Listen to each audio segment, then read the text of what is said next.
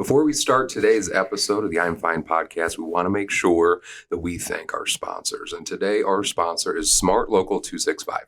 Smart Local 265 is a sheet metal union based out of Carroll Stream, Illinois. Its membership consists of roughly 1,869 members, and with over 150 contractors providing work to over 9 local counties, Local 265 specializes in all things HVAC. From commercial to residential, to industrial to architectural, Smart Local 265 does it all. With their 4-year apprenticeship program, Smart Local 265 trains some of the industry's most skilled HVAC mechanics, in addition to doing volunteer work in their communities and donating to local charities throughout the year, like ours. For more information on locating a qualified contractor or how to become a member of Smart Local 265, please visit smart265.org.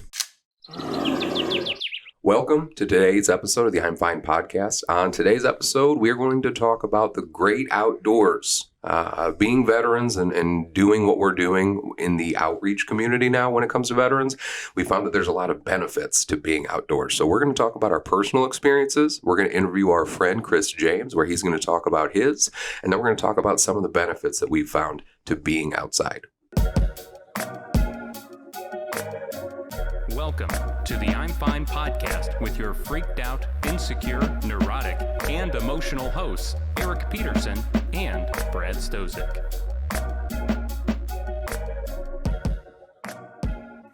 Somebody at Dunkin' today, because you went to Dunkin' before we went to Dunkin', did somebody pay for your coffee? No. So it happened after.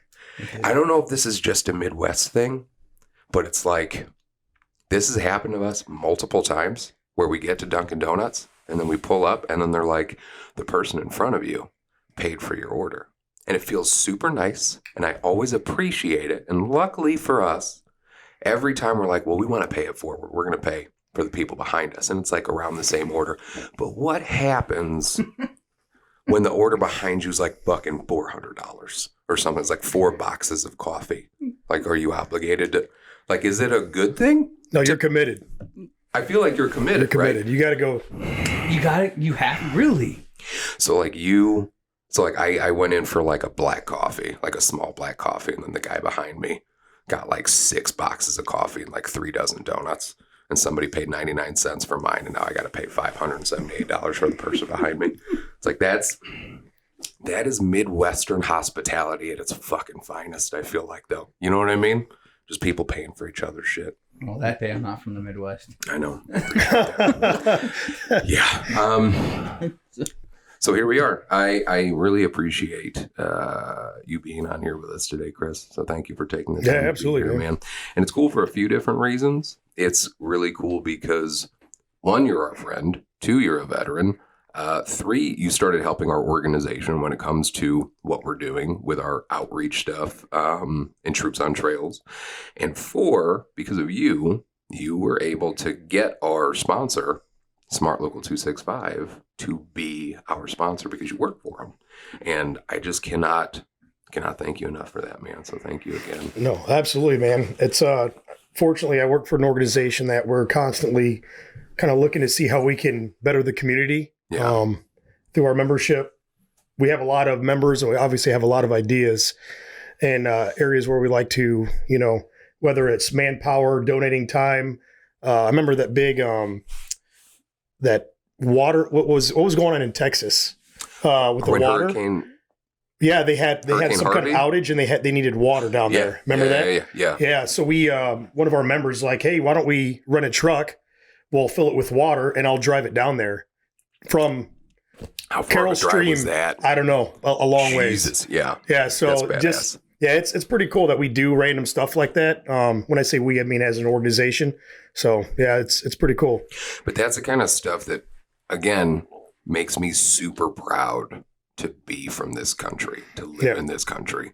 Because it's like, whenever a natural disaster happens, like there's that quote by Mr. Rogers, like that his mother said to him, where it was like, whenever you see, and I'm paraphrasing it, but it's like, whenever you see something terrible happen, you'll always see people running towards whatever that problem is, like a fire or whatever. There's always people running towards it, not just people running away.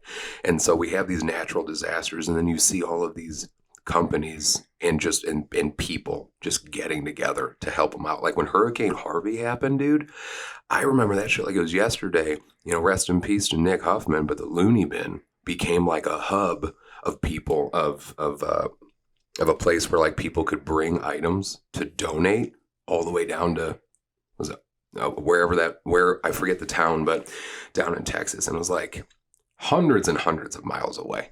And we didn't know those people. Yeah. You know what I mean? But that's badass. So before we get into much else, what else can you tell us about Smart Local 265 and your time there? Because, and I say that because we were hanging out in my garage. What was that, like a couple weeks ago or something? Yeah. And it sounded like you were doing an ad, and you weren't. You were just talking about how much you genuinely appreciate the company you work for. Yeah. And I feel like that's a very beautiful thing that not a lot of people get to feel. So would you mind kind of talking a little bit about why it is, in addition to what you just mentioned about all of their philanthropic efforts, like why it is you appreciate what Smart Local 265's done for you? No, for sure, man. And that's kind of I wouldn't say it's a pretty in-depth answer, but it's got many facets to it, if that makes sense. Yep. So for me, kind of my background a little bit, Marine Corps. Mm-hmm. When is it? Let's see, 2003 to 2007, EAS in 07. Tried a few different things. I kind of specialized in welding, so I got some welding jobs when I got out of the Marines. Tried my hand in Alaska, went to Alaska for a little bit, lived on a glacier so I could work with a dog musher for no shit. Yes. I did not know that. That was wild. A good buddy of mine, Carl Goodberlet, moved to Denver. He kind of got into dog mushing for an actual organization or like a tourist company, if you will. So he moved up to Alaska, started mushing dogs up there on a glacier, literally like where you're sleeping in a tent. You take one shower a week, all that crap. So he called me. He's like, "Hey man, we're looking for a couple of dog handlers. And I mush dogs. You want to come be my dog handler?" So, dude, what the fuck? That sounds awesome. Yeah, it was fucking awesome. So went up to Alaska. So I'm sorry, getting down the rabbit hole, but either way, kind of transitioned from that. Tried a few different things. That's kind of where I'm leading into the union and full-time musician. Before I got into the trades, playing guitar, singing a little bit. And then a buddy of mine, Kevin Haberzettel, worked for a company, Jameson Sheet Metal, out of Plainfield. And he's like, "Hey," he's like, "my boss is looking for, some good hands." So I had to apply, I had to take the aptitude test. And then I got into the apprenticeship program through Jameson Sheet Metal. And, at first it was kind of one of those things, what did I get myself into? Because this is a brand new, skill, craft that I've never done before. Sheet metal, I was a welder, but that's kind of how I got my foot in the door. I think me being the age I was, and maybe having a little bit of a life experience with the Marines kind of helped as well. But shortly after I got in, I kind of saw what it was all about and the camaraderie within the organization itself, and how, we're just talking about that guy that said, "Hey, how about I'll go rent a truck, we'll fill it full of water and we'll drive it down there." Right. Total on his own dime, one of those things. It was pretty awesome. And I was kind of looking, and little stuff like that was happening all around. And I know everybody in this room can kind of attest, Brad and Eric, you guys getting out of the, military, wondering what's next, where's my life going to go? And how can I fit this piece of the puzzle? You know what I mean? That is life kind of thing. It's crazy because you don't know where you're going to fit in and how it's going to look for you moving forward. And you're trying to find that sense of purpose, sense of belonging, that when you got out of the Marines, Marines, Army, no matter what you did in the military. But one of my first cool experiences, a mentor and friend of mine, John Daniel, who happens to now be the president of my local, at the time, he was a business agent and I was an apprentice. I was like a second or third year apprentice, and I wanted to do an Ironman. So it's a triathlon. And he said, "Well, how about Smart Local 265 sponsors you? We'll buy the tri kit, we'll buy the clothes, we'll however we can help, we'll help. Gas, the hotel, we'll sponsor you. We'll put our name on your bib, whatever. But I was also doing it for the Edith Sanford Breast Cancer Foundation. It was to raise money for that. And because they saw what I was doing for breast cancer research, they wanted to be a part of it. He jumped at it because he's like, man, this kid is, doing something kind of cool. So we want to be a part of that. And then they paid for quite a bit of that and sponsored me so I could go do this race and ended up finishing. And I was a pretty impressionable person. And at any new job anybody takes, I think that they're easily moldable. They're kind of sponging up things, looking at, realizing which one of the bosses is going to be an asshole, which one of the bosses is cool, what they can get away with at work, what kind of jokes and shit like that. Mm-hmm. So I'm like soaking all this in. I'm like, man, he didn't have to do that, but that was pretty fucking cool. Right. That he just wanted to help. And so little things like that. And then they have all these things, and I can't speak for all of the locals, but they really value family a lot in my organization. So they have all these things throughout the year that you can bring your kids to, like Cookies with Santa. And that's, they hire Mr. and Mrs. Claus. They do this whole big thing in our hall. And, once a year they do like NASCAR races. One thing I want to get into a little bit later is Union Sportsman Alliance, which is getting into the outdoor stuff. Yeah. They're huge with Toys for Tots. They are huge with Toys for Tots. We also, one thing that they make our apprentices do is 6 hours of community service a year, every year. You told me about that. That's awesome. Fucking cool, man. Yeah. The fact that they're making that part of the curriculum, so they won't allow them to progress to the next year of the apprenticeship program until they fill that obligation. And it's just awesome. When I just did that, I helped out with a race recently. For the I got your 6.5K for those two police officers. Like I say, you helped out. Well, what I'm getting at is my organization. They're like, hey, do you need volunteers? It's like, always, yeah. So they sent out a mass text blast to, what was that number, 1,000? Yeah. To like 1,600 members. They sent a text to every one of them, say, hey, reach out to Chris James. I find, and I can't speak against like Walmart or Applebee's or, Bank of America or other, right. I'm trying to reach out to all these different, types of companies and businesses, but I can't imagine that they have that infrastructure of wanting to help, and that, it's insane. Like the amount of that camaraderie that I had when I was in the Marine Corps, I have that here. It really is cool. They care. They have different campaigns that they'll run throughout the year. I'm trying to think of the one that was recently started. I think it's I Got Your Back. And that's about, having our brother and our sisterhood, looking out for each other on the job site. They have member assistance programs where it's about, crisis intervention. And they have these people that have been sent to this training that are within the membership. So if you're in a crisis, whether it's financial, drugs, alcohol, suicide, anything, these people are trained to look for, key signs and if someone's struggling and how to get them the help that they need. Again, man, it's like they have all these, and it doesn't matter about the pay that we make and the benefits. Like that's just cherry on top. The foundation of, and really the fabric of what Local 265 is all about really is making a kind of, what is the old saying, leaving this life better than how you found it? Yes. Kind of thing. Yeah. That really is ingrained in our, in this organization. So, well, the one thing that I like that you'd mentioned, there's a couple of things that you mentioned that I want to touch on. Sorry, quick. I know that was kind of 265 vomit. No, dude, no. One of the things was you mentioned that you help out with a Got Your 6.5K. You can politely go fuck yourself. That's like, that is between you and Brandon are the ones that kind of started and spearheaded that entire event, right? Which is, I think, just worth mentioning because it's a phenomenal event for a phenomenal cause, the Got Your 6.5K. But also the one thing that you mentioned was the camaraderie that you felt going to the union, going to Smart Local 265. Yeah. And that's one thing that unions as a whole, I always felt, in my opinion, since I got out, had over a lot of other job opportunities because they always reached out. They always had a very pro-veteran environment. And like a lot of veterans that I knew when they got out, they would gravitate towards unions because, because they worked towards fostering that camaraderie and that team environment that like you miss when you get out of service. And like, I know I missed it.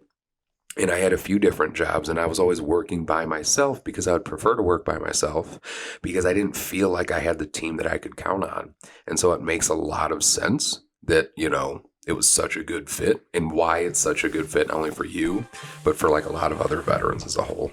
So I think that's really awesome. So I didn't think that was just vomit. It's just great that they support you and everything else that you do like that. Well, not only that, but one thing too that definitely you guys will be able to appreciate is they are huge in the veteran community. Mm-hmm. So before we sponsored Project Headspace and Timing, we were big with it's up near Carroll Stream, but it's a homeless veteran shelter that they were with for years and years and years. But again, it's not that they just don't want to help just them, but they want to see who else. You know what I mean? So they kind of, not that they pushed away from them, but this is kind of perfect timing, Project Headspace and Time. Matter of fact, the shirt that I got on is Remember the Deployed.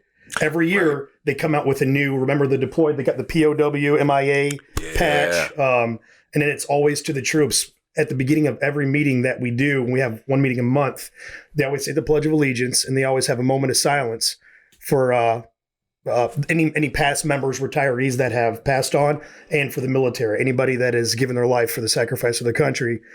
And one thing being a mental health podcast, I talked to my business manager about John Daniel. I said, I as a veteran, I really appreciate that you do that, but not everybody that has given their life not everybody that has died a veteran gave their life for their country. Some of them have committed suicide because of the 22 a day. Right. So it's pretty cool since we had that conversation. Every meeting, he always says, moment of silence for those that have fallen.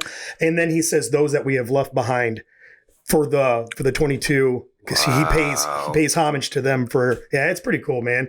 They're huge with veterans. They're insanely big with the veteran, not only local 265, but Smart International sheet metal workers. They're huge because we talked about the fallen outdoors. Mm-hmm. Getting into that's a good segue to get into the outdoors segment, but they're huge with connecting veterans outdoors. So yeah.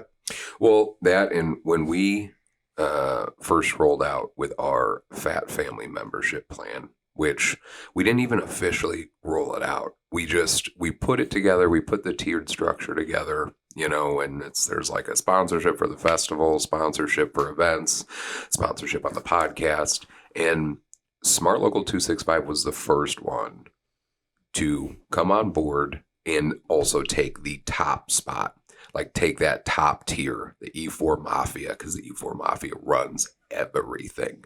And it meant so much to me. And it's one of those things where it's just like, as an organization, you hope that you're doing the right things and you don't see what you're doing because you're doing the day-to-day shit. Like, you're in the trenches. You don't have the time to see what the lieutenant colonels and all these other guys are seeing from the top down. You're working down here looking up. And so to see an organization, when you told me that they voted on it and that there was no opposition, it was just, they supported it, everything about being and coming on board and being our big sponsor. Like, it's one of those moments that kind of hits you a little bit in the chest. You know what I mean? You're just like, holy fuck. Like, it's good. It's validating in a very deep and profound way, because it just lets you know, okay, we're doing something good. All of these people believe in what we're doing, and it means a lot, and it helps us continue to do what we do. So I cannot appreciate that stuff enough. But like you're talking about, segueing into being outdoors, do you miss being a dog musher? I would fucking That's dude. So cool. Yeah, that's so cool. That is you one glossed of the coolest. over that. And I was like, bro, I want to talk about that for a I second. just mush dogs for a little bit, like, whatever. Yeah, I just went to Alaska. I may or may not have did did that. I did it around twice, but it's cool. Yep. And then, now I'm back here. What the fuck was that like? What was that? That had to have been fucking awesome. That's so It cool. was no, it was sick because, well, for one thing, it's kind of like any new job. All right, do I need to go get khakis or shoes? What's the dress code? What's going to be at my desk? So obviously I didn't have anything to go to Alaska. So my buddy, Carl, took me shopping up at REI to make sure I got like a sleeping bag that was rated to like -30. Jesus. And, the proper boots and all the gear and stuff. And I remember one of the first days he said, hey, don't forget to put sunscreen underneath your nostrils. And I was like, what the fuck do I need sunscreen? I thought it was like Hayes the new guy. Right. No, I was hazed that evening by Mother Nature because the reflection of the sun off the snow burns the bottom of your nose. So that's why you'll see people putting sunscreen underneath there because you wouldn't think. Yeah. Yeah. That's cool. He's just he's just your normal guy too. Carl right now, I think he works at CSL. He's currently working at CSL. His wife's a nurse, so he's back doing the normal everyday stuff. He just kind of found his way out to Colorado and ended up working as a dog handler for this musher for a company that. So if you're like if you're ever on an Alaskan cruise, okay, and you're gonna port in Skagway, you got Juneau, different, so you're gonna port in Skagway, Alaska. That's where I was at. And then you're on the boat, and they're going to give you this spiel. All right, you port in Skagway. The Alaska Icefield Expeditions is a company. You can get on a 15-minute helicopter ride. It'll take you up on the glacier. You'll get it's a 1 or 2 mile big loop with authentic sled dogs, and it's only $600 a person or whatever. It's expensive. I don't remember, but it's so I was just there to support that tourist company, but they had do math. Well, each musher had 30 sled dogs that they were responsible for. Holy shit. And it was like a doghouse, 6 feet doghouse, new row of doghouses. So in everybody's yard, you had 30 doghouses, 30 dogs. So it's just like, if you have ever seen like Balto or any of the... Hell yeah. What was the Cuba Gooding one? There's another one. Sled dogs? Good. Yeah. Was it sled dogs? I think so. I think the sled dogs. But yeah. It was badass. Was that like one of your first, I don't know, as far as like doing things outdoors, really doing things outdoors outside of the military? Yes. Was that kind of your first fucking thing where you were just working outdoors all the fucking live long day? You know what I mean? Yes. That was the first. That was it. How long was that after you got out of the Marines? Got 4 years, I think. I got out in 2007. I think that was around 2011 or 10, 3 or 4 years, somewhere in there. Okay. And then when did you start doing ultra marathons? Was that in there too somewhere? No, that was my wife and I had met, and we were renting our first house together. And I remember the Jenny Goodwin was Jenny and Steve were our landlords. Matter of fact, Steve, shout out to Steve if he's listening to this. He's the Chicago Bears facilities manager or something. He takes care of the stadium. Oh, that's up cool. there. Yeah, that is pretty cool. So they moved up to the city. That's why they left their house. Like, well, hey, we have to meet on this day because we can't meet on the original day to give you the keys and sign the contract. It's like, oh, why is that? She's like, I got to go run this ultra marathon. It's like, what the fuck's an ultra marathon? Yeah. So she's like, oh, it's this 100-mile race. I'm like, and I'm like shitting my pants. Yeah. 100 miles what? Like running? Right. She's like, yeah, running. I'm like, how many days? She's like, well, 30 hours. So I'm like, yeah, exactly. I'm like, I've never even heard of ultra, marathons. Mm-hmm. So anyways, that was back in 2000 would have been 11 or 12. And then that's when I started getting into, before then I'd always done like 5Ks or just around town stuff, like I Got Your Six. I'd sign up for something like that, or Ashley Can was a big one. Yep. And then, just kind of found myself in ultra running. I didn't even know what that was. So the story goes, I got home that night or the night after, and I got pretty drunk on a bottle or two of wine, maybe with my wife. Yep. And then I woke up the next morning and saw that I had registered for the next year's 100-mile ultra marathon. God. And my wife's like, you are a fucking idiot. She's like, well, you've never ran. The furthest I had to run was a 10K, which is a little over 6 miles. Yeah. She's like, what are you going to do? And I was like, I don't know. So she's like, why don't you? So her and I sat down together and we looked for a bunch of smaller races. Like, first I found a half marathon. So I signed up for that. And then a marathon is 26 miles, and then an ultra is anything over 26 miles. So the a 50K is like around like 31 or 30 miles, something like that. Okay. So instead of signing up for a marathon, I just signed up for the 50K, which is just a few miles longer. So I did a 50K, then I found a 50 miler, signed up for that. And then, so I kind of built my way. I signed up for these races, training for the 100. Not a smart move. I would not suggest. No? No, but in doing that though, that was really, I would say that was my first experience with outdoors where I found that serenity, that meditation. Right. Because in Alaska was definitely my first job outdoors, but it wasn't as much. You're busting ass all day. I had 2 mushers, so each one of them had 30 dogs. I had 60 dogs I was responsible for helping with, scooping shit. You know what I mean? Yeah, for 30 dogs. Yeah, you got what agency cares about or deals with the like management and conservation? As far as like Alaska. So we had to leave the glacier how we found it. So all the dog hair that was shed, we had to scoop up. What? Oh yeah, everything. Wow. Everything. Every piece of poop had to be scooped up. Yeah. Like it just wasn't like let it melt in the snow. We had to go with big rakes and rake the dog hair. No way. I enjoyed being there, but that was a stressful ass job. Being on that glacier for it was awesome. Don't get me wrong, it was the most beautiful scenery. Right. But you were working. You were busting ass all day. And it was a cool job, but as far as being outdoors, my first experience that like I connected on almost a spiritual level was through ultras.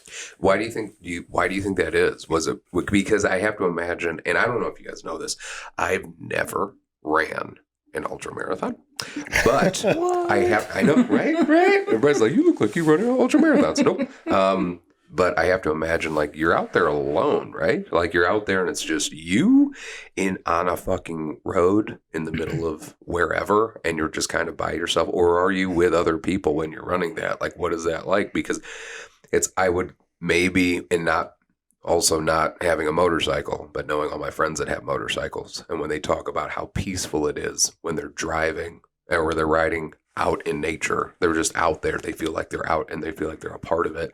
Like, was that what it was like for you when you hit that place, that runner's high, and there's just nobody else around and it's just like you and nature? Like, is that why it was so appealing? Well, I would have kicked that question to Brad because I'm interested in Brad with the training that you're doing for the APT. Yeah. Do you ever find yourself kind of in a flow state walking and all of a sudden you like realize that you look at your watch and like, man, I just went by mile 5 and I didn't even remember going by mile 3 or 4. All the time. Because you get out in nature and you start walking and you just forget about everything. And then next thing you know, it's a little bit more difficult around town. Hold up real quick, Brad. Yep. Make sure that mic is close. Close. Yep. Close, like right here? Perfect. Yep. Okay. That sounds better. Sorry. No, like walking around town, it's a little hard because you like, well, I guess I really can't see the scenery, but I grew up in Mantino, so I kind of know. But yeah, dude, when I'm out walking, there'll be times where I just go like 7 miles and not even realize it's therapeutic, man.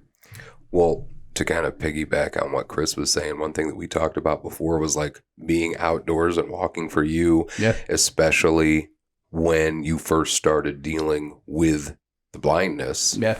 That was like your release, right? That was the biggest release for you because it was something that you could still do and control and not really so much have a problem with, right? Well, once I got my cane, right? So before I got my cane, I had to hold on to somebody's arm. Yeah. All the time. So until I got my cane, yeah. But once I got it, absolutely, dude. It's sense of freedom all over again. Within limitations, obviously. I can't just like get in the car and I can't walk like 30. I mean, I guess I can walk like 30 miles, but. Well, like one of the things we started doing, was it last year with Troops on Trails, was hikes. Yeah. And we would go to the state park. And I was surprised, but also not. Like we would get veterans together just to go on a hike and we would just talk about shit. And the intent was never to like, you have to open up about your feelings when we're walking. It's just like, yo, we're all going to get together. We're going to fucking walk for a few miles. And whenever we got to turn around, we'll turn around and we'll come back. And we would just have these walks with like, sometimes there'd be like 5 or 6 of us and Brad would be with us. And it always just felt right. It felt good. Yeah. And we do Lima Charlie, which is the peer support group with OCB every Monday here in out over in Bradley. And that's also great. But the hiking is a different feeling. Oh yeah. When you're just with some other veterans. And on Memorial Day, which was this past Monday, we did another Lima Charlie, but this time we did it at one of the guys who comes to it. His name's Scott, and he's a Vietnam era veteran. And he asked if we could do it at his house, be outdoors. And we sat around the fire, and we had a little peer support group. We had our Lima Charlie peer support group around the fire. And it just feels right. Like, I feel like there are few better feelings than just sitting around a fire with some people you care about and just shooting the shit. I think it's anywhere in nature. You ever just sat on a dock and dangled your feet in the water? That's the best feeling in the world. Dude, I mentioned this, I think, in the last episode because we'd recently spread my mom's ashes, and we did that at my family's cabins, which is my favorite fucking place in the world. And after we spread her ashes out, my dad and I went and we just sat on the pier and we just talked for like 4 hours. Yeah. And it was the best shit ever. You know what I mean? So yeah, I definitely agree that it just feels good being out there. But it definitely has to do with something with the elements, like you said, like fire, dude. Water. Yep. I just came back from Florida and visited a buddy of mine and his wife down there. My wife and I went on vacation, and Brad was saying about sitting on the dock, dangling your feet. We'd be over next to he has a screened-in pool, and he has a patio table. We'd sit at his table having a couple of drinks, and every 10, 15 minutes, I would just get up. I'd walk over to the pool, sit on the side of the pool, put my feet in there, and then get up, go back to the table, and for whatever reason, another 20, 30 minutes later, I get the itch. I'd want to go right back by the pool, put my feet in the water, sit there. So there's something about connecting with the elements. I mean, I think it is just being outside, and it's primitive. I really think it's very primitive. Yes, I agree. It's ingrained in our DNA. Yep. I'd really like some kind of person who's a lot smarter than probably all three of us to really explain what it is about the chemicals in our brain that are getting released, whether it's what's the big one? Serotonin? Is that the feel good? A squared plus B squared equals C squared. Yeah, that shit. Sun make me feel happy. Well, no, but to your point, Chris, like there are plenty of things. There are plenty of studies that are out there that talk about why the fuck it feels so good to be out in nature. And okay, studies aside, like we all just made it through COVID. And that was a weird fucking time, right? Where everybody was kind of trapped in their fucking houses. And what are we seeing? Especially, and again, this isn't coming from the professional sense. This is coming from the sense of somebody who just talks to people and listens to what they say. But it's like, it seems like there's a lot of problems with anxiety. There's a lot of problems with depression. And a lot of those problems are with a lot of the people that were forced to have to stay in their house and weren't able to leave. When we were kids, and now I feel like we're entering that old man territory. It's like back in my... You guys can speak for yourself, man. I'm not even 30 yet. Calm down. Bro, you are talking to... I'm an elder millennial. Okay, I'm an elder millennial. I don't know if Chris is a millennial technically. I think, are you outside of that, or are you the eldest millennial? I think it's around 384? No, well, yeah, somewhere around there. Because I know I am, but I know I'm right on the cusp. God damn it! So respect your elders. I do. Bradley. I'm just saying. when I was a child, we were outside all the time. Oh yeah. Right? And we had I remember when like we did have video games and shit, and we would play those when it was like raining or whatever. But we were always outside. Yeah. We were playing neighborhood night tag, running around our entire fucking neighborhood. On the weekends, you were out from morning until evening. Like you were just out. You were riding bikes, playing sports, doing what the fuck ever. And it just felt so good. Yep. And now I can't help but wonder, especially when it comes to like kids, because I know we all here have kids. All of our kids are around the same age. It's like you spend so much time inside. Yeah, like it would probably make you feel a little bit more anxious. Like when I got out of the military, well, when I stopped deploying, period, my first job that was in an office, dude, it felt fucking weird. Yeah. Like I felt closed off, I felt claustrophobic, and I just started getting that anxiety. I just wanted to be out. You know what I mean? And you can't help but wonder if like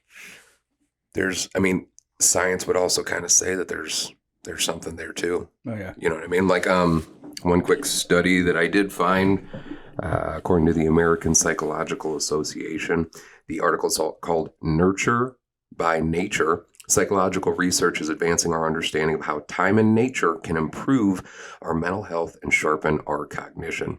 So it's a whole article that just goes into that, talks about all the cognitive benefits about spending time in nature. A topic University of Chicago psychologist Mark Berman and his student explored in a 2019 review. They reported, for instance, that green spaces near schools promote cognitive development in children, and green views near children's homes promote self-controlled behaviors. So it goes on to talk about how they looked at kids with like ADD and everything like that, and just not only does the color green help instill some calmness, which they believe is because of how it reminds us of nature. Yeah. But it's having those spaces and having those kids outside is so beneficial to them. I mean, it's like, it shouldn't be much of a surprise to us because we grew up in that shit, right? Yeah. Like, what were you outside all the time as a fucking kid? Yeah. Yeah. One thing, you said that study, do you think, I mean, I would have to say some of that is more than just a placebo, or I don't know what you would call it, but it has to be biological because of oxygen that trees give off. You know, I mean, you got that mental clarity if you're in the city and you're not around trees versus you're working from home or you're in a park or whatever. I just assume you're going to have more mental clarity because of, I don't know. I mean, I'm not, again, A squared plus B squared, but. I remember that. Yeah. So I recently talked to a veteran who we got into a treatment facility. And this veteran had been into a couple of treatment facilities. And the first treatment facility he was in for mental health was in a big city. It was fine. He did pretty good. He got out of it. And then he needed to go get some more help a little bit later, months later. And so we went to a different facility. And this other facility, it's actually for a company I work for, called Banyan Treatment Centers. It's in Gilman, Illinois, which if you don't know, it's kind of out in the middle of nowhere. And it's at this big, it's called Banyan Heartland. And, it's called Banyan Heartland. And it used to be owned by Oprah. It was like a spa place or something. It's just gigantic farmhouse surrounded by other farmhouses in the middle of the fields. And I talked to the veteran when he was there. I went out there and I saw him. And I was like, hey, how's your treatment been going since you've been here, man? And he goes, I'm able to think out here. He said he just feels more clear because there wasn't as much stimuli. I think that's part of it. I mean, there is stimuli, obviously being, but it's natural stimuli. Yes. Yep. Yeah. It's not like the car horns and the smog and concrete and steel. Yep. It's rude people. Right. Yeah. You're able to think. And like we've talked a lot before about walking meditations and how beneficial it is to walk. Dude, I do it all the time where I take walks at night. Yeah. And it's just a different vibe. It just feels so good. I do a fair amount of public speaking. Like I got to do a commencement speech recently for Kankakee Community College and stuff like that. And before I have to do any speech where I'm talking in front of hundreds or thousands of people, I will always the night before try to take a walk outside. And I won't listen to anything. I'll try to, no headphones, nothing. I just take a walk outside and just let my brain process things. And it's almost to me like have either of you guys ever done like a sensory deprivation chamber, like a float tank or anything? No. You ever tried one? No. So I definitely recommend it. there's a place called Float 360. It is in, I think, Naperville and maybe Crown Point. But you get into this big, it's almost like a giant bean, and the water is the same temperature as the air. So, and there's enough Epsom salt in there where you can float. And because of the temperature being the same, and you can have it pitch black in there, you can't really, you feel like you're floating. And the reason why they say it's so beneficial, sensory deprivation, is because they say it's like really good for your mind. And I'll usually do it maybe 2 to 4 times a year. And it's really good because what I do on the other side is pretty, like, a lot of my work is pretty stressful. And that really helps me clear my mind because it's complete sensory deprivation. But I've noticed that I get the same feelings when I'm out in nature. You know what I mean? Where it's just, I can breathe, I can think clearly, and I don't know what that is. Like, I know that so many people that live in big cities, and again, there's nothing wrong with that either. I'm not saying there's anything wrong with being in a big city, but I feel like a lot of the time, some folks from cities, larger cities, shit on people in like rural areas because we're like, I don't know, they think we talk slower or what the fuck. Like Deliverance. Right. Yes. But I'm like, we're just fucking a little more relaxed because we can think out here. You know what I mean? Yeah. Like that's how I feel. But yeah, so a couple other things. The other thing too that you've been really instrumental in with us, Chris, is when I talked to you about Troops on Trails.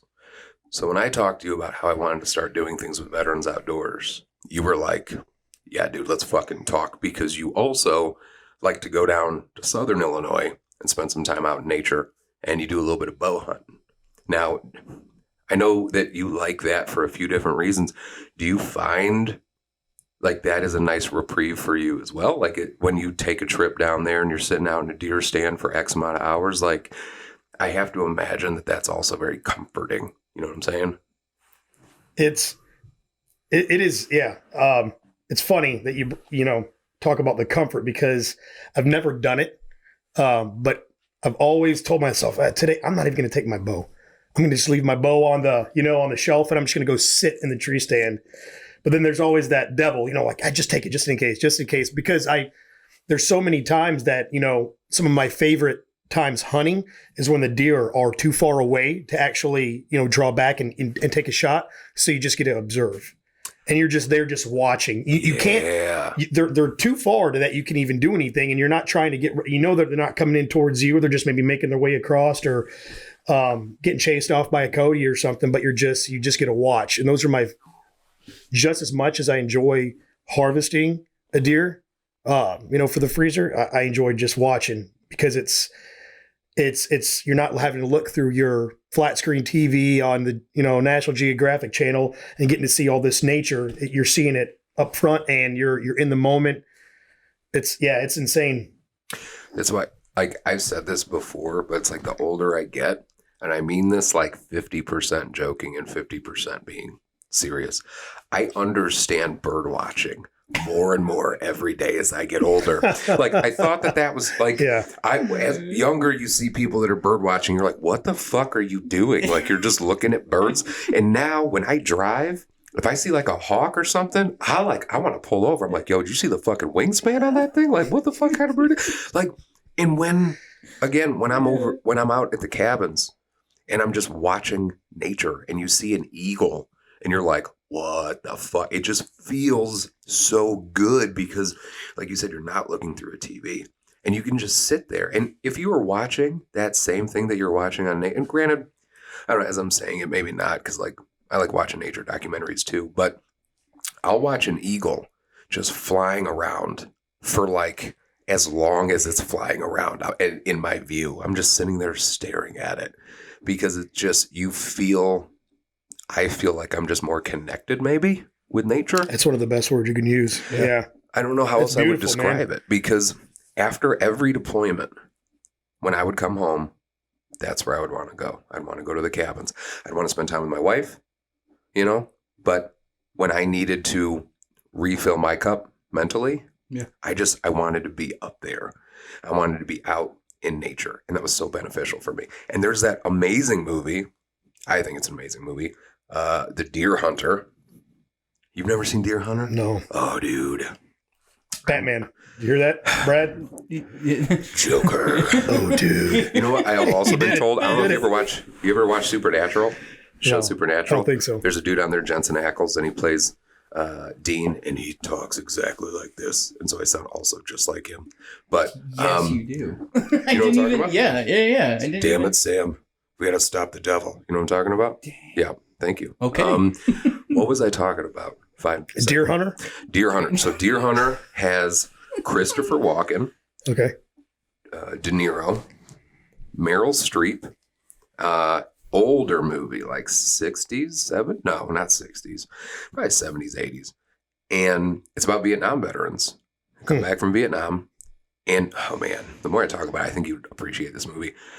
And they find so much benefit being out in nature and hunting deer. And it's very much like and it's been years since I've seen it. So I could be getting some of this wrong, but Vietnam veteran comes home and it's about a few Vietnam veterans that come home and they're having a really hard time just processing shit. And the one veteran that seems to be doing the best, De Niro, he loves spending time out in nature and he's out there hunting deer. And it's just a really emotional thing for him. And then you get to see towards the end, like Christopher Walken's character, not doing so well coming home. And he gets involved in Russian roulette and like all this other crazy shit. And it was a solid movie. But that was one of the first movies that I saw. And I think I had just come home, like maybe the first time. But that started to make me understand that there was some benefit in being outdoors, you know. It's something that I regret not doing earlier. What's that?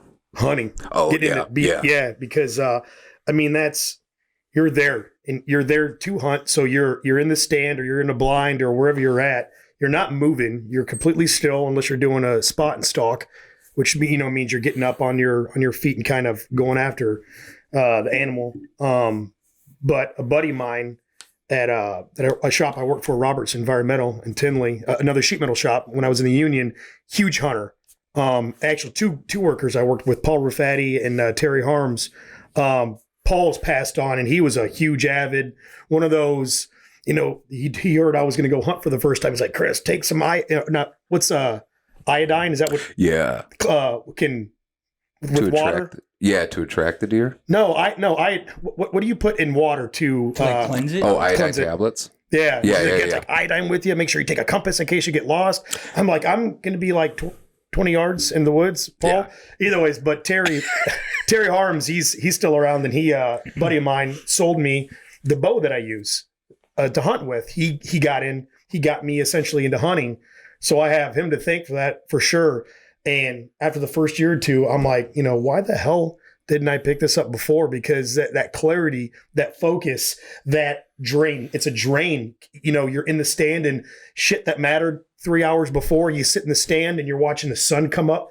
It is nothing cooler than being pitch black. You can't see anything. And then all of a sudden, you can watch the sunrise and you're sitting there and then all of a sudden you think you're seeing stuff. Is that a deer? It's too dark. I can't see it. And then whatever it is, it's just, you're in the moment. You really are observing it, and you're not to sound too much like I'm in Fern Gully, but you're one with great fucking movie. You're by one the with way. nature. You're connected. Yeah. You are really connected. And there's nothing more beautiful and surreal than sitting in a tree stand and just watching stuff like a hawk or a bird or even a squirrel or whatever's out in nature, whether it's the grass blowing around in the wind, listening to the sounds. You can hear something behind you, but you're afraid to look because a deer might see you move. It might not be a deer, but all these you are so hyper focused. Your senses are heightened, right? Because you're like, that's why it's also mentally draining, hunting for a long period of time because you are on such a heightened state.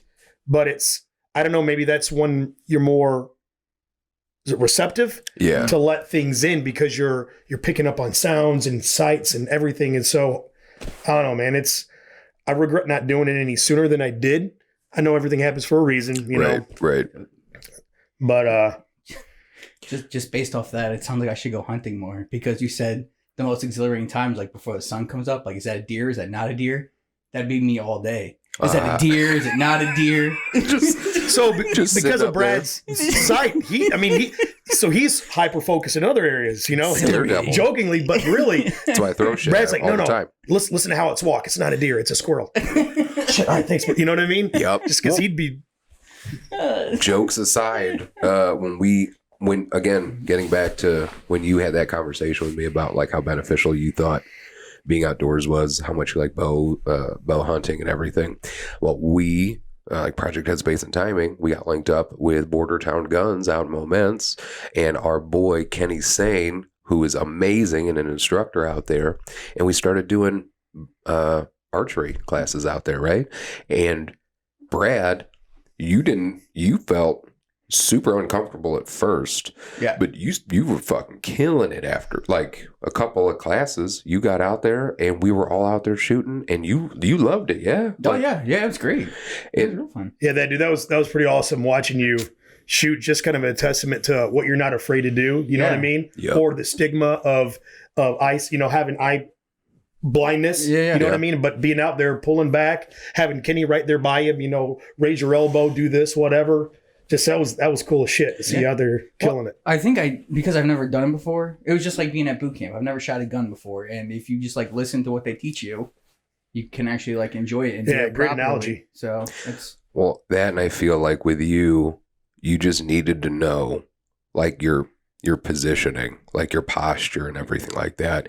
And then once you felt comfortable with that, you got into a groove, because your shot groups, I felt like they were pretty good. You know what I mean? It's not like you were shooting all over the place. Like you had that target out there, and then you were settled in. And then I talked to you about it after when we were driving home, and you're like, dude, that was really, you really enjoyed that, and you surprised yourself. It sounded like to me, right? Well, I'm hoping to be cast for the next Rambo, so we'll see. Like as the next Rambo? Yeah. Take over for Sly? Yeah, like Rambo Jr. or something. Did you see the last Rambo movie? Where he had a 50 cal on top of that truck? And he's just turning. Oh, yeah. I think it was like Vietnamese. I don't remember who he was. Cambodia. And he's just turning him into fucking mist. Yes. These movies are so fucking ridiculous now. Yeah. Giant shout out, too. You brought up Border Town, man. Yep. Yeah. You know what I mean? And Kenny and what they're doing. Like another organization that's big with veterans. Oh, my God. Veteran owned. Yeah. Border Town. Doug. Yep. Yeah. So it's pretty cool that they're like, have our space for free. When you told me about that, man, I was blown away. And how can you not want to be a part of something that's already, you know, so successful, and not only that, but trying to help other people be successful in what they're doing. So not only that, but the one thing that I love about when it comes to nature and everything like that, it's like you and Kenny over at Border Town and the whole crew over at Border Town. When I approached you and I was like, hey, I got some veterans and I think we want to do some stuff outdoors, you know how beneficial it is for you. Mm-hmm. You feel it, and so you just want to share it with other people. And so like you, Kenny, and so many other people have been so welcoming and so encouraging and so supportive, because you know the benefit, because you get the fucking benefit. So you're like, hell yeah, man, you're struggling, dude. This I know how this makes me feel, and if it makes me feel this good, I want it to make you feel this good. And so whenever people are that encouraging about things like that, that also tells me like, yo, there's fucking something here, right? Like there's some fucking benefit to being out here. So yeah, doing archery and planning for some trips later this year where we can bring some veterans out and just make sure they're out in nature. You got to check out the Deer Hunter, especially before we go out there, dude, because it's going to hit different. Or we'll save it for when we are out there. Ooh, fuck crack a couple bush lights. Hell yeah. And see, bush lattes. Going into that's one of the coolest things about being at deer camp is you come out of the woods, everyone sharing their story, whether you got a deer or not. Oh, this thing came 20 yards from me. You know what I mean? I pulled back and maybe my arrow rattled and my arrow rest and it heard me and then it took off. But, oh man, my blood was pumping, and the part of that camaraderie. You're talking about sitting around a fire at night. Yes. You know what I mean?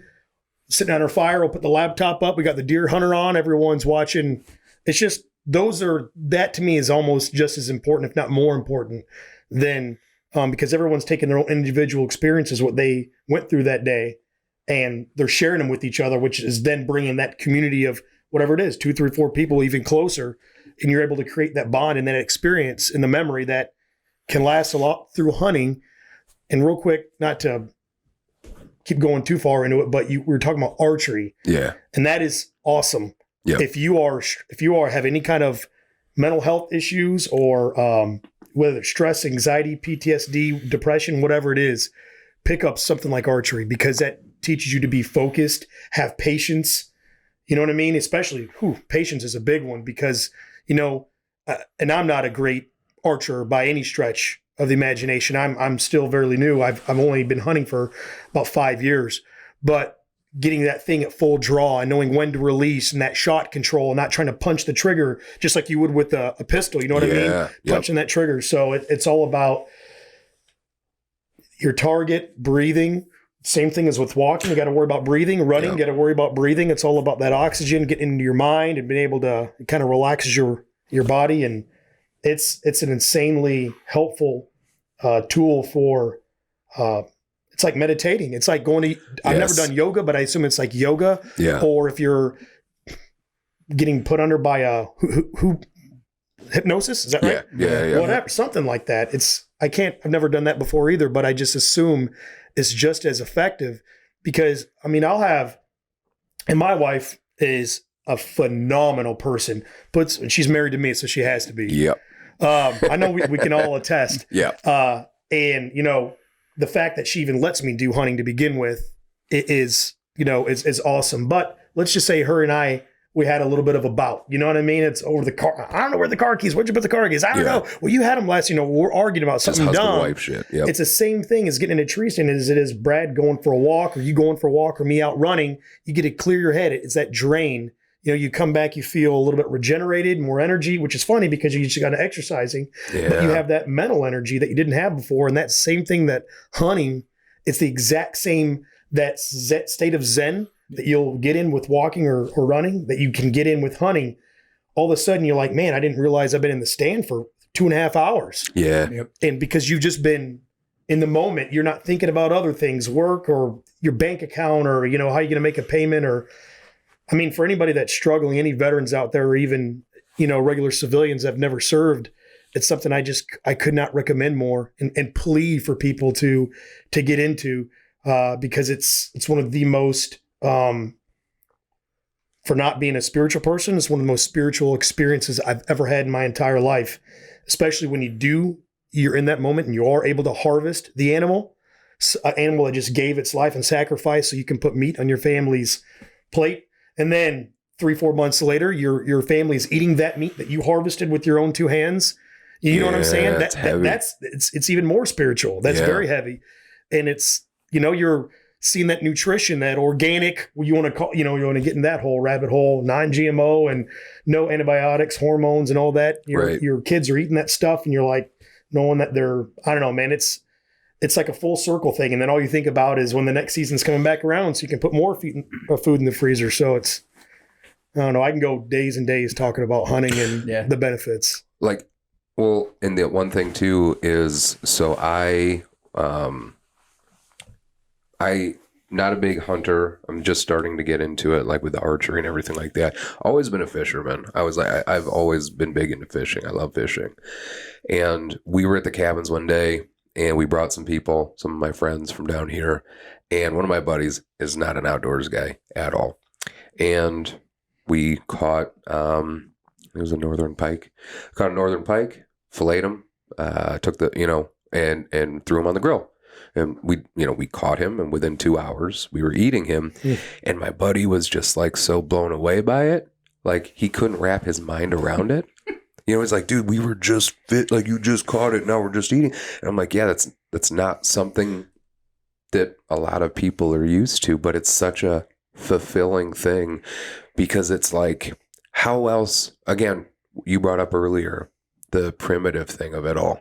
It's like, I got to do something for people that I love and care about. Like I went out and I got this food, I got this meat that's going to give us sustenance. It's going to give us protein. That's going to help us get through the day. And I'm able to share that with my family, with my friends. And it's a very beautiful thing to be able to provide something like that because many times in history, That's an invaluable gift because food wasn't always as bountiful as it is right now. But such a necessity, Oh my God.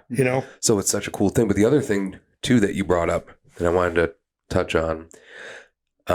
So one of the other things that we did, like getting back to sitting around a fire and how, well, let me take another step back. You mentioned like meditating, what's like to go bow hunting for you. And when you look at what is meditation? What is all that shit? It's focus, right? Yeah. Right? Like Brad, you take meditation more seriously than me. That's what meditating is, right? It's focusing on something or what, For right? the most part, yeah. You do that daily, correct? It's been a while since I have, but I did do it for a while. Yeah, it's definitely very like centering and just getting back to. So when you're pulling back a bowstring, when you're doing something like that, that's pretty much the same thing. Yeah, like you're focusing, you are blocking out everything else. Like you said, you're not thinking about the bills that are due. You're not thinking about some fucking argument you had with your wife that morning or your husband that morning. You're thinking of your body because your breathing's important, your posture's important, your sight picture, all of the things, the pieces of basic rifle marksmanship, you know what I mean? And you're thinking about the target, you're watching what you're doing, and then you're correcting yourself. You're like, okay, that one went this way. Now I need to do this. Maybe if I just change this. And you're focusing on this one thing. And I feel like that's so, because that is meditation. Like I always say, like working out for me is meditating. That's exactly what meditation is. That's exactly what it is. Because I do one where it's just like positive affirmations. So I'll meditate, and during my meditation, I'll be like, I am someone who spreads positivity. Right. I spread love and joy. And I just keep saying that over and over and over. It's the exact same thing as what you just explained. And it's important to be able, with as much stimuli as we have now, with as much that's going on on the fucking phone that we have in our pockets, and raising families and watching the news and like doing all the day-to-day shit that comes with being a human being right now. It's like you need to take those moments to be able to focus on one thing. And if that's meditating, great. But meditation comes in so many different forms, like walking in nature, pulling back a bowstring, anything like that. So I think that there are some people that discount how important it is to be able to do things like that. And if it's not for you, it's not for you. But you can't say that it's not cathartic. You can't say it's not therapeutic. You can't say it's not a release for some people. And one of the first moments where I realized that like having veterans outdoors was such a huge thing and so beneficial. One of the first things that we did as an organization, we did a kayak trip. And we did a kayak trip. We had like 8 veterans. Most of them were like combat veterans that some of them were dealing with some shit. And the plan was we were going to get together early in the morning. We had a Blackstone grill. So we were going to fire the grill up, make breakfast, get a fire going, get the plan for the day. And then we were going to go on a kayak trip. We were going to be out there for like 4 or 5 hours. And then we were going to come back to the fire. My hope, and I did this shout out to Nick Smith, who's on our board, and he's also our Troops on Trails lead and veteran, amazing, all around amazing fucking dude. He and I kind of worked on putting this together with the help of some other folks. And we said, just like with anything else, the intent is not to make people talk about their feelings. It's not, I'm not saying, hey, we're going to do this and then we're going to have a presentation about emotions and stuff. It's like, nah, man, we're going to get together. We're going to go kayaking. We're going to have some food. We're just going to fucking chill around a fire. We got there, and our hope was, because we knew some of the guys that we were bringing out were struggling a little bit. We knew that. And so our hope was that at the end of this retreat, maybe one of the guys would come to us and say, hey, man, thank you. This was beneficial. That was our hope. And if we achieved that, we were going to be very happy.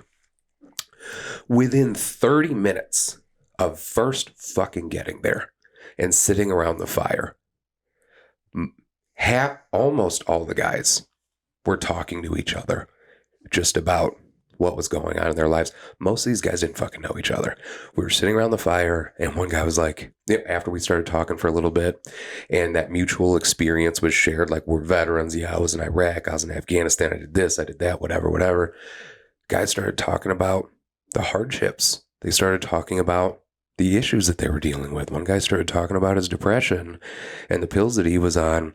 And Nick and I like looked at each other and we were just like, yo, dude, like, this is crazy. It's happening. It's happening. Fucking, we've been here for 30 minutes. Like, we're not even eating breakfast yet. We're just sitting around a fire, and something about it was so comforting. The guys are just starting to like talk about shit. And then we went out kayaking. We kayaked for like 4 or 5 hours, got back, and just like what you said about guys sitting out in deer stands and then coming back to the cabin or whatever, everybody, we all had the same experience, but we all had different experiences.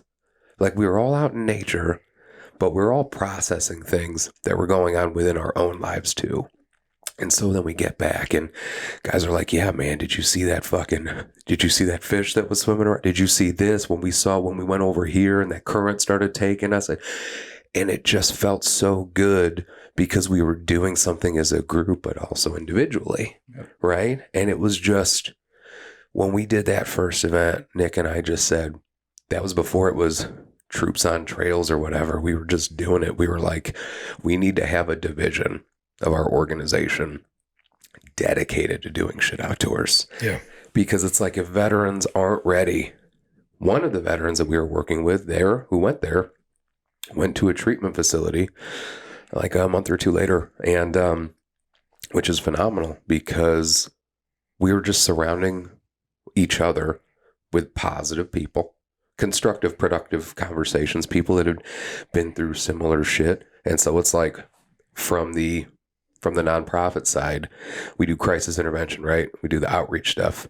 When we have guys that are in a crisis, but they're not ready to make the decision to do whatever it is they need, when we get them involved with our outreach, when we get them involved in nature and stuff like that, we see them coming around at some point and wanting to make the decision to better themselves.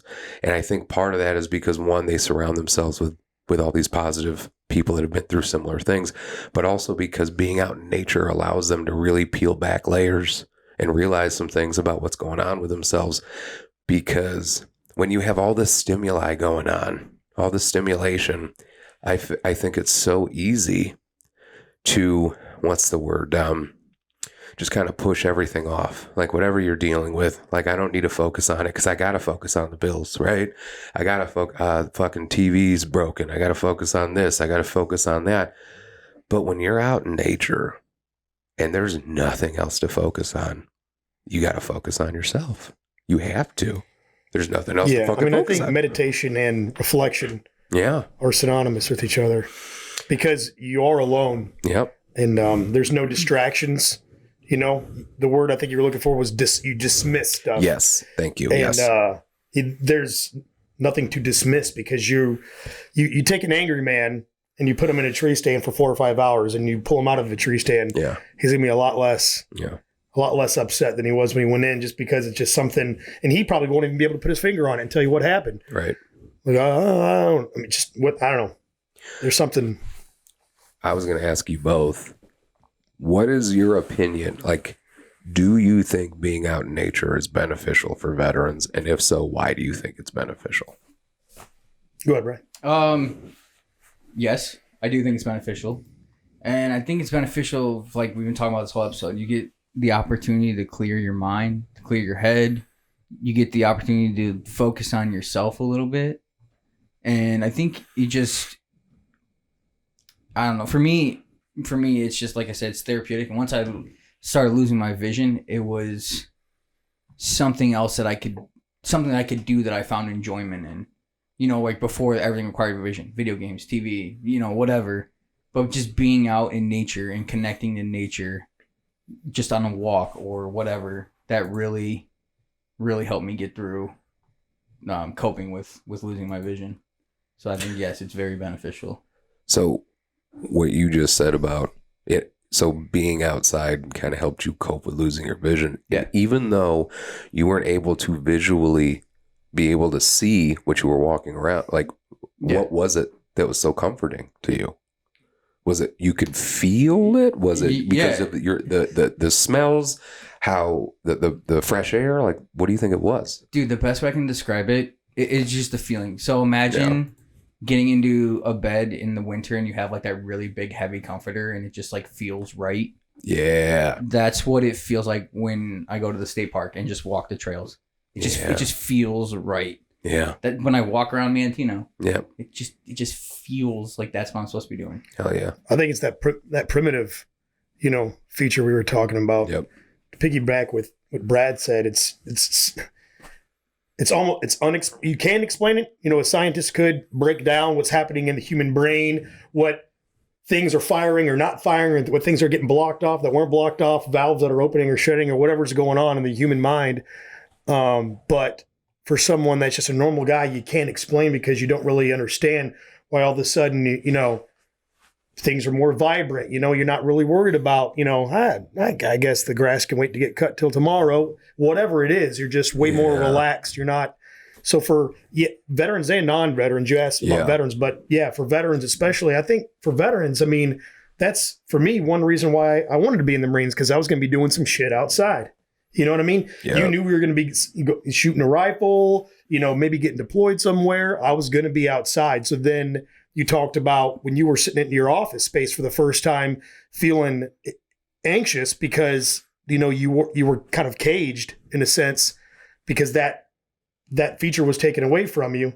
I think we long, as human beings, we long to, nature. That Fern Gully shit we were talking about. Great.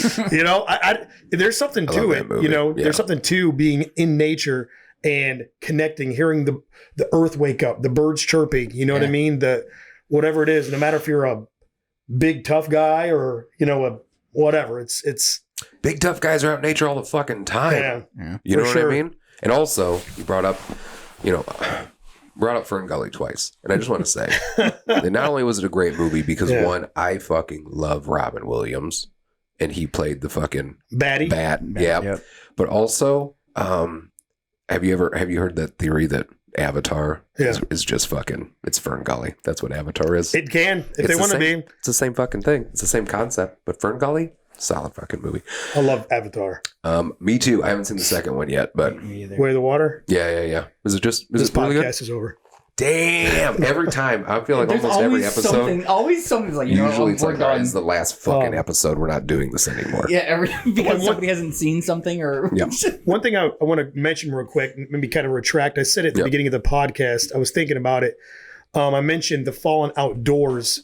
They're not necessarily related with... they're not tied into the union in itself, because I think that's how I phrased it earlier. The Fallen Outdoors is they're a veterans organization, and I found they're doing exactly what you're doing. Yeah, literally, they're taking guys hunting, fishing, going on trips, but they work with veterans, and they work with a veteran.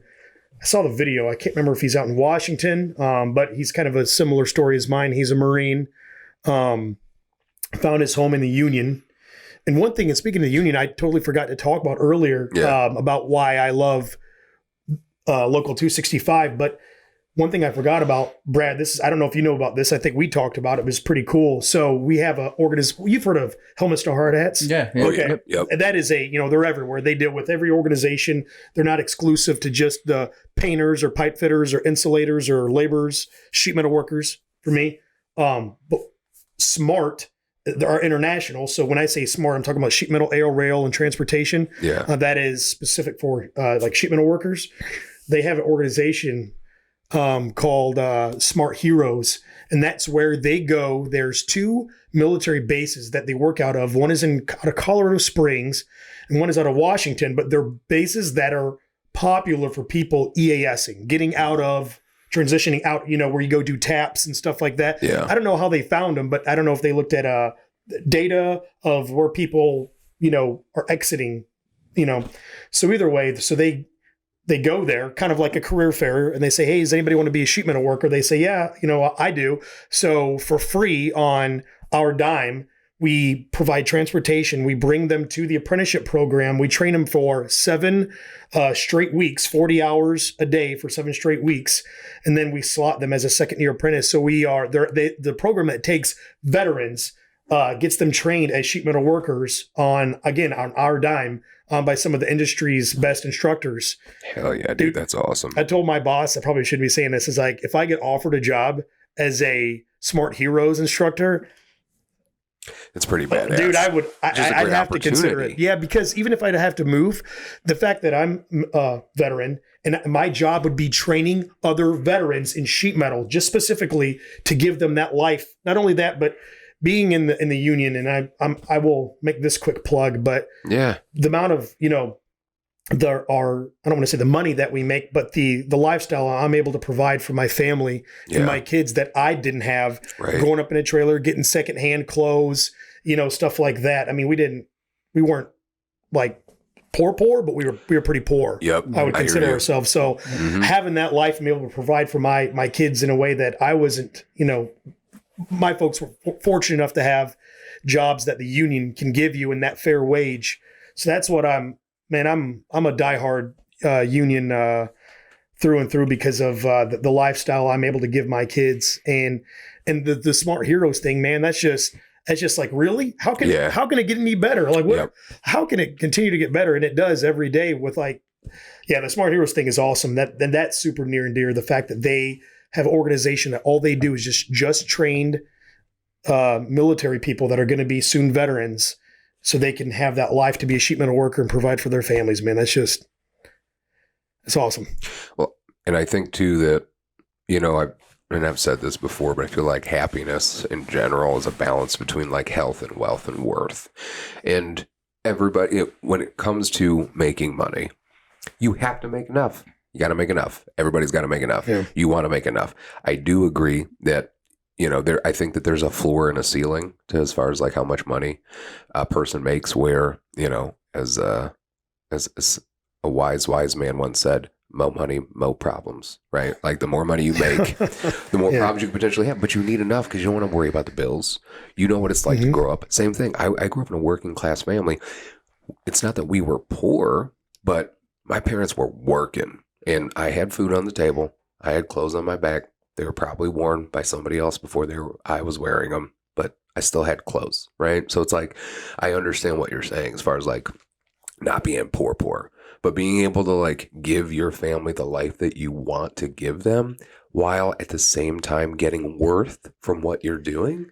Like, that's everything. Yeah. It's so beneficial. Right. And it's special. You find the people, and from the private investigation world, I've investigated so many people that made a shit ton of money and seemed miserable. And I could be wrong, but to me, they fucking seemed miserable. You know what I mean? So to be able to find that balance of making enough and having the worth, that's the fucking sweet spot, man. I think that's the fucking sweet spot. You know what I mean? It was a home run finding my home in the union. Not only that, but that sense of belonging and that like I have a home and I have a space that, that they are constantly trying to get everybody together, like the Cookies with Santa or the Union Sportsman Alliance. I forgot to bring that up too. That's Union Sportsman Alliance is specific to the unions, and that's getting people connected outdoors through hunting and fishing.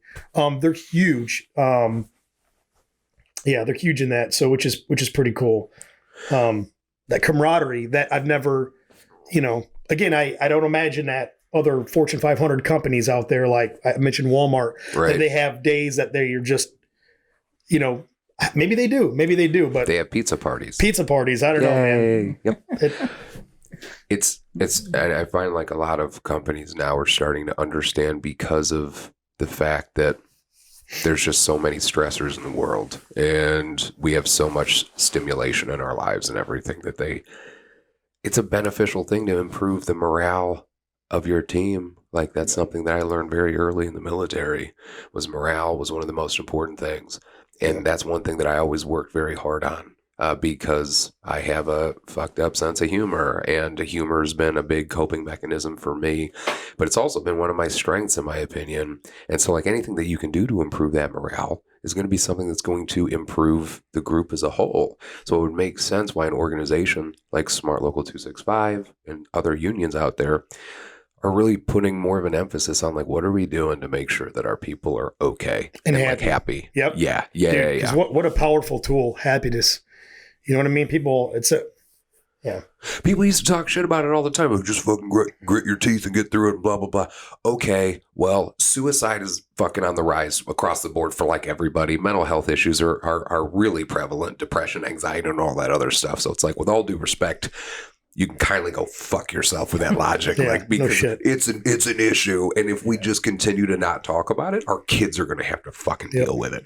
So how about we just start figuring this shit out and then trying some things like being out in nature for fucking 5 minutes or whatever it is if we're finding a benefit. You know what I mean? Yeah. But one of the things I want to bring up, and Brad, I don't know if you had some studies you want to talk about. I have a couple. One thing that I found, but A lot of it was just like happiness and nature. Yay. I mean, that's pretty much. we're already at almost an hour and a half. Yeah, I know. Yeah, I know. So I don't want to. No, we're good. We're doing good.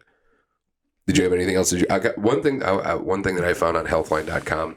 Just a couple of things as far as like, again, health benefits to getting back to nature and spending time outside. A couple of interesting ones, and I'm paraphrasing some of the stuff here. So, better breathing.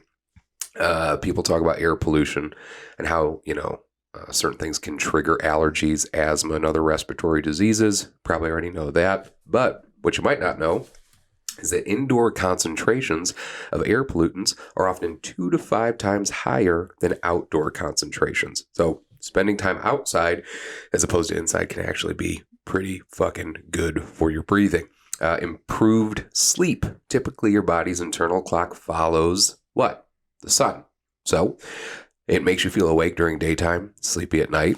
And although artificial illumination can mimic natural light, direct sunlight has 200 times the intensity of office lights in a closed room. And in addition to that, it also helps with vitamin D3, which is a very important vitamin that you can get in your body, that you can only get, I believe, from the sun, certain supplements, and your diet. I think are the only ways you can really get that.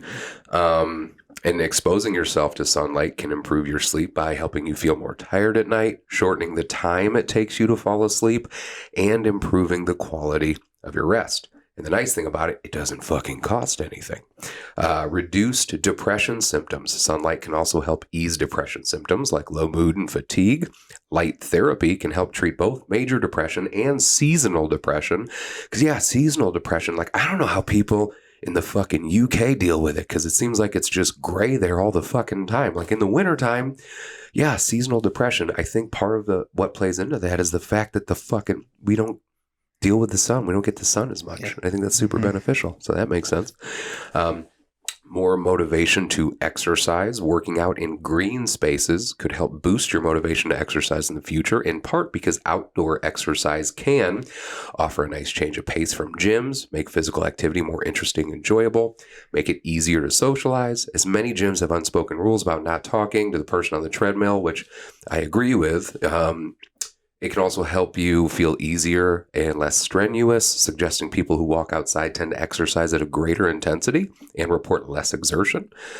Mental restoration. The modern world contains plenty of intrusive stimuli, which we've talked about: flashing screens, vibrating phones, rumbling roadways, that compete for our very limited attention. The ongoing overstimulation may raise your stress levels without you even realizing it. The natural world, on the other hand, can offer a mental and emotional refuge from when you need to unwind and recharge. In nature, soothing attractions for your senses, from the perfume of flowers to the music of a bird's song, can hold your attention without draining your mental energy. There's a research from 2020 that suggests spending time in nature can help you feel more relaxed and focused, especially when you take the time to notice your surroundings. To get these benefits, you might consider doing slow-paced, contemplative activities like hiking or kayaking. And then boosted immune function. So there's some expert guidance that suggests you're less likely to contract the virus that causes COVID-19, not to mention other viruses, when being outside. That's because air circulation can dilute the presence of viruses in the air. In fact, according to a 2021 research, the chances of transmission are 18.7 times higher indoors than outdoors, which is hilarious when you think about how we wouldn't let people eat outside or inside restaurants for a little while during COVID. And then they had like tents outside where there was no ventilation or whatever. And anyway, protection from short-sightedness. There's evidence to suggest children who spend time outside have a lower chance of developing myopia or nearsightedness. And then improved emotional well-being, which we've talked about like this entire fucking episode. So there are so many fucking reasons. So don't go outside. Don't go outside. Whatever you do. Stay inside. Stay glued Miserable. to your television. Stay miserable. Don't ever look outside of your television. Just stay inside.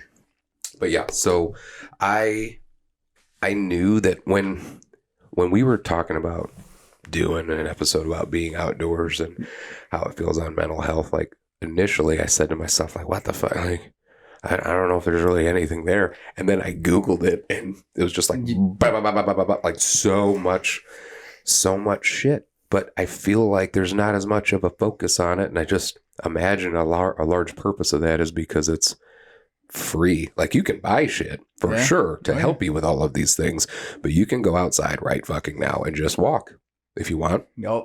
Cost you nothing. Nobody can really make money on that. You know what I mean? But yeah, other than that, Brad, what else did you want to say about being outdoors? How much you appreciate it? Anything like that? Anything we didn't cover? No, I think we covered it all. I highly recommend it to anybody who's feeling sad or feeling down, or just go for a walk. And you might even become famous, like me. You might even become famous, like our friend Brad. Yep, the Mantino blind man. Yep. Chris, what about you, man? Is there anything else that we left out? Anything else that you want to bring up, talk about?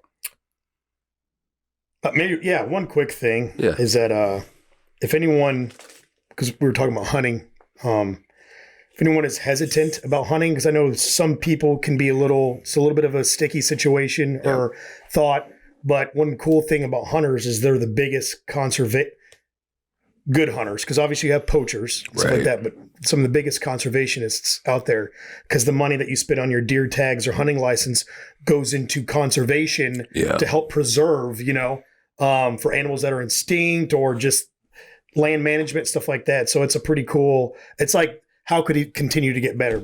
You know what I mean? You're already outside, and then you're putting money back into the, the government. Well, I won't say the government, but the system of conservation. So the organizations that support, the animals and land preservations and stuff like that. It's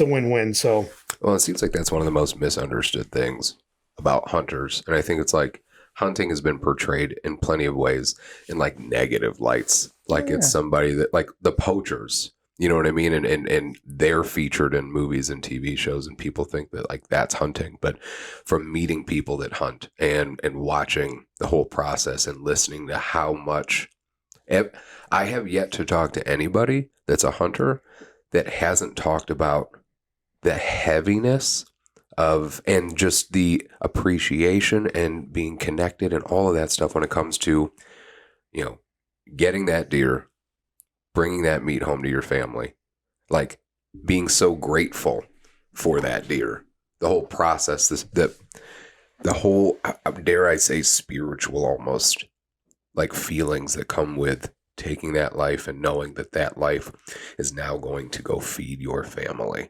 and that you also financially paid into this to be able to make sure conservation and other things are going to continue to happen, to take care of the animals, to take care of the wildlife, to take care of everything. Because again, excuse me, it's not like, and people, I think when it comes to the negative side of people being negative about hunting and things, I don't know what they think's happening in nature, but it's pretty fucking brutal. You know what I mean? Like there's a lot of brutality that goes on within the animal kingdom every day. And so for a hunter to have that great appreciation for everything throughout the whole process, I think speaks volumes to just, again, how beneficial it is, how connected we are to being with nature. You know what I mean? But other than that, that's good. What else you got? No, that was good. That's a whole new podcast. Yep. Next episode, we'll have you on again, my friend. Man. Definitely, because also in addition to that, which is a great way for us to finish up this episode, but you've also played music at a lot of our stuff, and every time I've talked to you about it, you you've always been there for us. You've always supported us, and you're playing for us again on June 10th. This episode is going to be a special release, even though we released an episode last Monday. Keeping Jake on his toes, and we're going to release this one this coming Monday, so back to back, and this will come out but before Heroes, Hogs, and Hot Rods, which is our festival to raise awareness for veterans and their needs, and is also kind of like our thank you to the veteran community, because we have so much stuff going on. That's a family-friendly event, where we have a mental health and veteran resource fair surrounded by just a family-friendly festival. We have, car show, craft vendors, strongman, strongwoman competition, and you are going to be playing there. Yeah. So I cannot thank you again, not only for what you do on the Troops on Trails, not only for what you do on behalf of Smart Local 265 and sponsoring us, but for also just being there for us in every single way that you can. And it's something I'm very appreciative of, man. So thank you again. No, man, thank you for what you guys do. Yep. I know I've reached out to you both individually and just said thank you. You guys are making an impact. You're awesome. So as a veteran enjoying this podcast and now humbly being able to be on the podcast, it's pretty cool. So I appreciate everything you guys are doing and the footprint you're trying to make for veterans, and knowing that they have a space and somebody that they can talk to. So absolutely, it's very cool, man. Well, I want to thank you again, and thank again our sponsor, Smart Local 265. Remember, if anybody out there is interested in learning more about Smart Local 265, please visit smart265.org. Check out our festival. It's coming up on the 10th. By the time this episode comes out, our fishing derby will be over already, but we can talk about it on the next one. So if you have any other questions, feel free to reach out to us on the Facebook page. And thank you again for taking the time to tune in.